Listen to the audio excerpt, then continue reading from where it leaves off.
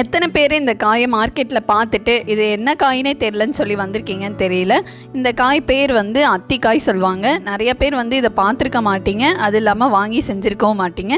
இனிமேல் மார்க்கெட்டில் பார்த்தீங்கன்னா கண்டிப்பாக வாங்கிட்டு வந்து செய்யுங்க. உடம்புக்கு ரொம்ப நல்லது, வயிற்று புண்ணுக்குலாம் ரொம்ப ரொம்ப நல்லது. மேலே உள்ள காம்பெல்லாம் எடுத்துகிட்டு இந்த மாதிரி இடிக்கல்லோ இல்லை மத்தோ வச்சு இந்த மாதிரி இடிச்சுக்கோங்க.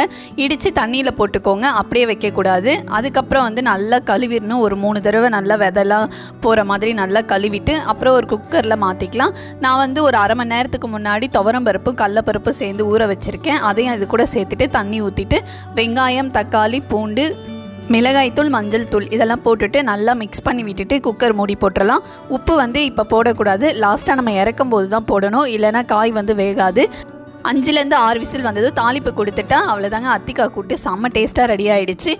கண்டிப்பாக ஒரு தடவை ட்ரை பண்ணி பாருங்கள். வீடியோ பிடிச்சிருந்தா லைக் பண்ணுங்கள். தேங்க்ஸ் ஃபார் வாட்சிங். பாய் பாய்.